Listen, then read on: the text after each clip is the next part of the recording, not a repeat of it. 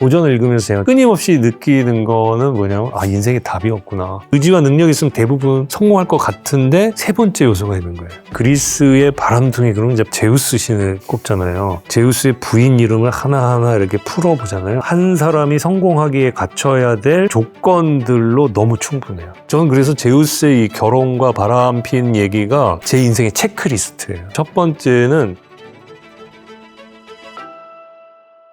학교에선 알려주지 않는 진짜 지식을 전하는 지식인 클래스 박선영입니다. 어릴 때 한 번쯤은 만화로 그리스 로마 신화 읽어보셨을 텐데요. 막상 떠올려보면 좀 막막하게 느껴지시는 부분도 있을 것 같습니다. 오늘은 20년 넘게 그리스 로마 신화를 연구하고 또 강의해 오신 일타 강사죠. 김원 교수님을 모시고 그리스 로마 신화의 숨겨진 이야기 재미있게 살펴보겠습니다. 교수님 안녕하세요. 네, 안녕하세요. 네, 저희가 이제 두 번째 시간을 함께 하게 됐습니다. 네. 제가 알기로는 그리스 로마 신화를 20년 동안 연구하고 또 그거에 관련된 강의를 해오신 걸로 알고 있는데 그리스 로마 신화와 관련된 책이라 그래야 될까요? 한 100번 넘게 읽으셨다고 봐야 되겠네요. 세보진 않았고 강의를 계속 하다 보니까 그리스 로마 신화 관련된 자료들을 보게 되죠. 저도 어렸을 적에 만화로 보는 그리스 신화 뭐 이런 거 보면서 많이 보고 자라고 이랬는데 어렸을 때 저의 기억에 자리 잡은 이미지가 뭐냐면 되게 막장이네.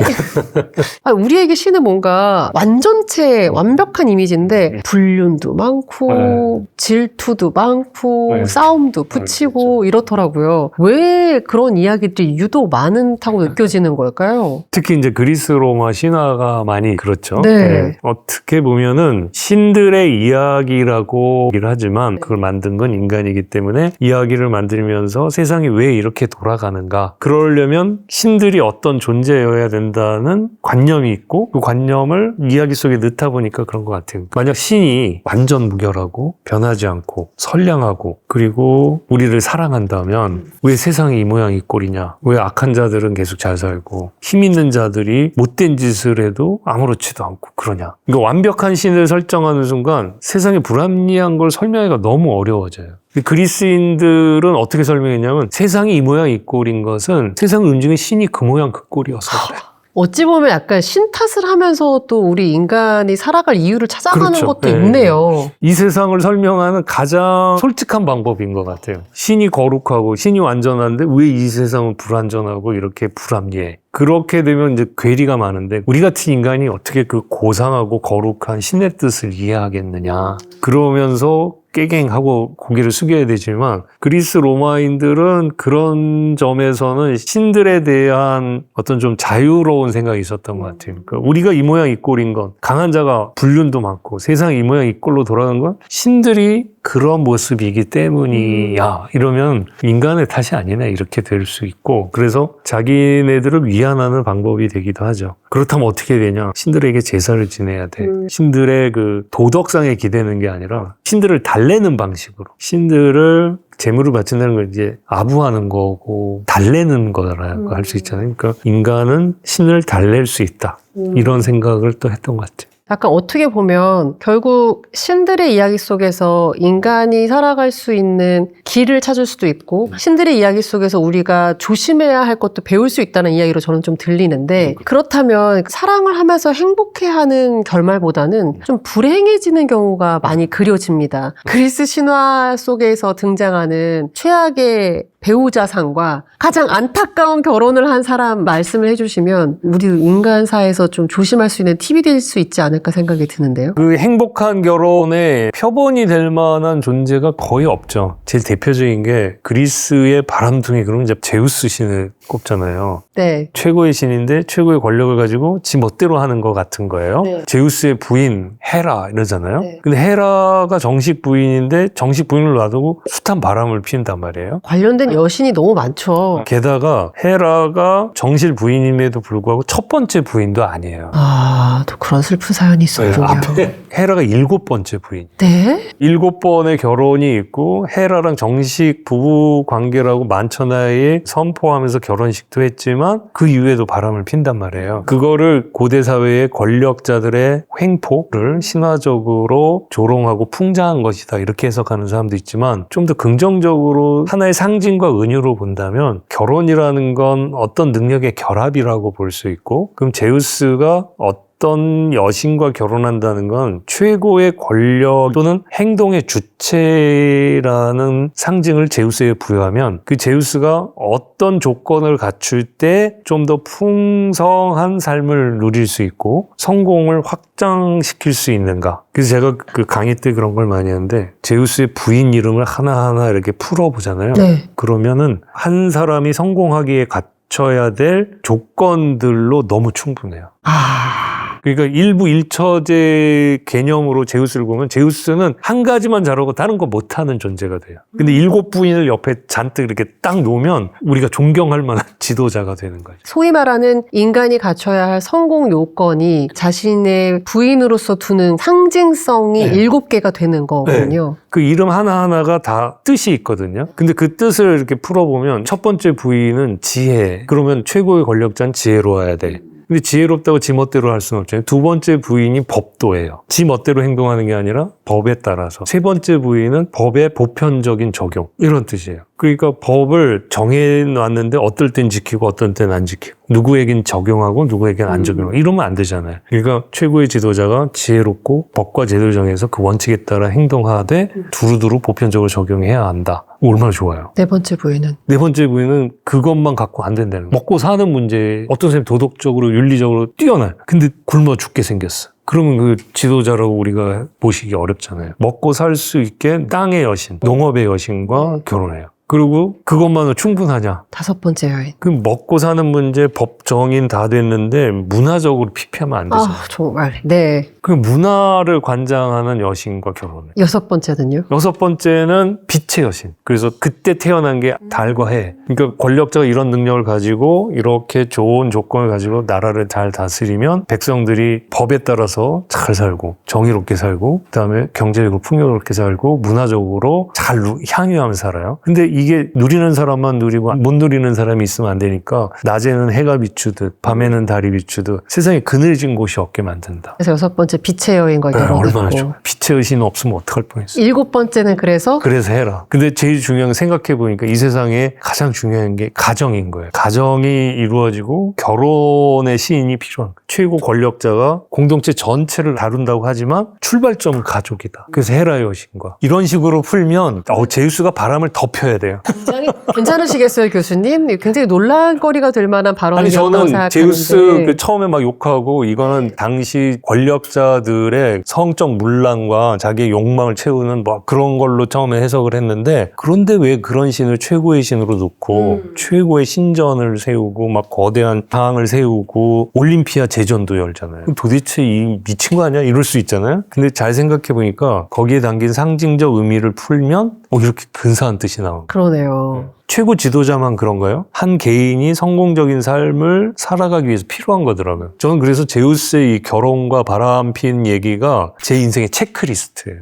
내가 무슨 일을 할 때 충분한 정보와 지식과 전략을 갖고 있는가. 이게 이제 지혜의 여신과 결혼했는가. 그리고 나는 이런 모든 일을 해낼 때 원칙을 제대로 세우고 있는가. 이게 두 번째 부인과의 결혼. 그리고 이거를 나는 두루두루 하고 싶을 땐 하고 안 하고 싶을 땐 안 하는 게 아니라 아무리 피곤해도 해야 될 건 하고 아무리 보기 싫은 사람이라도 그렇게 내 원칙에 따라 대해주고 이게 이제 세 번째. 가장 완전한 인간다운 인간의 모습을 우리가 지향점으로 세운 거죠. 그러니까 기록이 없는 시대에 구전되어 오는 시기에 신화가 만들어진 건데 이걸 기억하게 만드는 방법이 뭘까? 그러면 재미있게 만들어야 돼, 얘기를. 재미있고 자극적이고 짜릿하게. 근데 이걸 개념적으로 하면 다 까먹어, 사람들이. 외우지도 못해. 지금 아주 머리 쏙쏙 들어왔습니다. 7명의 여자와 결혼했다? 고자극. 근데 7명이 지혜, 법도 뭐 이렇게 여러 가지가 있다는 거 전 다 읊을 수 있거든요. 그렇죠. 확실히 기억이 되네요. 어찌 보면 세상이 진짜 그렇지 않냐. 세상을 예쁘고 착하게 보는 것은 우리의 희망이지 실제로 그런 건 아니다라는 걸 솔직하게 드러낸 것 같아요. 그러면서 신들은 이랬지만 나는 잘 살아봐야지. 오히려 그런 마음을 더 먹게 되기도 하고 그 다음에 조금 깊이 들어가면 이래요. 신과 영웅은 뭐냐? 그럴 때 우리의 삶의 어떤 모습의 상징과 은유다. 바람 피는 거, 불륜을 저지르고 폭력적인 거 뭐 이런 것들이 다 실증적인 사건이 아니라 일종의 상징과 은유다. 어떤 것으로 해석될 수 있느냐 이런 걸로 풀어내야 된다는 거예요. 이게 이런 뜻을 담고 있구나. 이런 상징과 우리의 삶의 은유적인 표현이구나. 제가 그러니까 이걸 삶의 체크리스트로 사용한다니까요. 주식 투자를 할 때 내가 충분한 정보, 지식을 갖고 전략적으로 짜는가. 진짜 그러네요. 근데 내가 완전한 인간이 되기 위해서 뭘 지향해야 되고 어떤 리스트들을 내가 품어야 되는가에 가장 대표적인 사례가 된다고 좀 여겨지고, 우리가 인간사를 살면서 피해야 할 인간상도 그리스 신화에서 좀 그려줬을 것 같거든요. 말 그대로 욕망과 오만 때문에 무너진 왕과 영웅상이 우리가 인간사를 살면서 좀 피해야 할 상과 일치하지 않을까라는 생각이 드는데, 최악의 인물 탑3를 이제 그리스 로마 신화 속에서 뽑아주신다면? 자기 옆에 두면 큰 해를 입을 것 같은 첫 번째 대상이 내가 잘해줬을 때 그것을 은혜로 갚지 않는 자. 악시온이라는 놈인데 네. 제우스가 얘를 너무 사랑했어요. 괜찮은데? 네. 그래서 얘를 올림퍼스 잔치에 초대했는데 얘가 와갖고 헤라한테 반한 거예요. 그래갖고 제우스의 부인인데 감히. 그래서 제우스가 설마 내가 저렇게 잘해줬는데 쟤가 나한테 배은망덕하게 내 아내를 탐할 수 있겠느냐. 그래가지고 한번 시험을 해봐요. 구름으로 헤라 모습을 그대로 만들었더니 정말 둘이 정을 통하고 있는 거예요. 그래갖고 이 악시온이라는 놈은 제우스한테 이제 큰 벌을 받죠. 지하에 수레바퀴에 매달렸는데 불이 타갖고 영원히 그 불타는 수레에 돌려지는. 그러니까 그 배은망덕함, 그 자신의 욕망을 통제하지 못하고 자기에게 잘 대해주는 대상에 대해서 은혜를 저버리는 행위에 대해서 굉장히 엄하게 벌을 내리는 상상력을 발휘해야 돼. 또 하나는 이제 비겁한 자. 그 자기 욕망을 위해서 뭐 돌론 같은 애들도 그렇고, 얘는 이제 상을 준다니까, 그러면 내가 그 상을 타기 위해서 제가 나가겠습니다. 그래요. 능력도 안 되면서 자기 욕망을 채우기 위해서 나갔다가 결국 오디세우스한테 잡혀가지고 비밀을 다 불어버려요. 그럴 경우, 야, 지금 상황이 어떠냐, 저떠냐, 그러니까 저를 살려주시면 얘기할게요. 그러는 거예요. 그러니까, 그래, 알았어. 얘기해봐. 다 얘기를 하니까 오디세우스가 너 같은 놈 죽어야 돼. 그러고 죽게. 모든 비밀을 다 가지고 적진으로 들어가서 적진을 그냥 말살해버리죠. 그러니까 그렇게 야비하고 비겁한 인간들. 능력도 안 되면서 네. 괜히 나서가지고 기밀만 누설하고 네. 결국은 자신의 모든 동료들을 죽임에 이르게 만드는 최악의 인물이네요. 그렇죠. 근데 그게 어떤 놈이 절대적으로 그렇고 어떤 놈이 절대적으로 그렇지 않다. 이렇게 말하기도 어려워요. 우리가 제우스 하나만 놓고도 제우스의 그런 결혼을 긍정적으로 해석하는 측면이 있는데, 사실 제우스가 자기의 권력을 남용해서 다른 애들을 핍박하고 막 그런 모습도 보여요. 그것 때문에 실패하고 죽을 뻔하고 자기도 권력을 잃을 뻔하고 이런 모습들이 같이 다 들어있거든요. 그러니까 우리가 최고의 영웅이라는 아킬레우스, 이렇게 생각해보면 아킬레우스 옆에서 친하게 지내던 친구가 파트로클로스거든요. 네. 너무 자존심이 세고 너무 오만한 거예요. 그러니까 자기의 명예를 더럽혔다는 이유로 나 이제 전쟁에 참가 안 해. 그러면서 목리를 부려요. 그러니까 그리스인들이 막 죽어가요. 트로이아의 위세에 눌려가지고. 그럼 그런 아킬레우스 같은 영웅 옆에 있는 것은 나의 인생에 도움이 될까? 그럼 그것도 아닌 거잖아요. 파트로클로스는 그럼 너 대신 내가 나갈게. 그러고 나갔다가 헥토르한테 죽거든요. 그게 과연 최고의 영웅이라고 말을 하는데, 어떤 시인은 모범적이고 어떤 시인은 최악이야 이렇게 말하기보다는 어떤 하나의 시인에서 우리가 배울 점은 뭐고 피할 점이 뭔가, 네. 이런 걸 찾을 수가 있고, 오디세우스도 마찬가지예요. 이 사람에게 우리가 배울 수 있는 점은 뭔가. 그리고 오디세우스가 실패한 장면이 너무 많잖아요. 오디세우스 따라갔던 사람 다 죽었잖아요. 그렇죠. 그랬을 때 오디세우스 같은 사람을 내가 같이 곁에 두는 게 좋은가? 그럼 그것도 아닌 그러니까 거죠. 이게 어떤 관점으로 보냐에 따라서 인간이 참 다면적이라는 게 우리가 알고 있는 사실인데, 그 인간의 모습을 그리스 로마 신화에서 그대로 우리가 또 보고 배울 수 있고 또 반면교사할 게 있다는 게 참 재밌습니다. 칭찬을 받은 사람도 그늘진 데가 있고 아무것도 아닌 것 같은데 그 사람이 또 어떤 좋은 점도 있고 그런 얘기들이 가득 차 있는 게 그리스 로마 신화에서 굉장히 매력적인 것 같아요. 교수님은 어쨌든 그 고전을 20년 넘게 연구하신 분이시잖아요. 그러면서 느끼시는 게 있으실 것 같아요. 정말 크엔 옛날에 고전에서 사람에 대해서 이런 식으로 신의 모습을 빌려서 표현을 했는데 그건 지금에 와도 변하지 않는 게 있구나. 지금도 똑같구나라고 여기시는 어떤 부분이 있을 것 같아요. 인간의 어떤 본성과 진리가 있다면 뭘까요? 뭐 고전을 제가 연구하니까 사람들이 저 사람은 인생을 굉장히 잘 살겠구나, 성공적이겠구나 이렇게 생각하시기 쉬운데 제가 끊임없이 느끼는 거는 뭐냐면 인생에 답이 없구나. 그러니까 인간의 성공을 다루는 게 세 가지라고 보통 얘기를 하거든요. 그게 이제 고전을 읽으면서 제가 깨달은 거예요. 첫 번째는 의지가 있어야 된다. 내가 뭘 하려고 하는 의지. 그러니까 여기서 성공한 사례들 그리고 뭔가 역경을 이겨낸 사람들의 특징이 뭐냐면 의지가 강해요. 뭘 해야겠다는 의지와 목표의식이 강해요. 근데 의지만 있으면 안 되는 거죠. 능력이 있어야 돼요. 그러니까 능력이 갖춰질 때 의지와 능력이 있으면 대부분 성공할 것 같은데 세 번째 요소가 있는 거예요. 운인가요? 맞아요.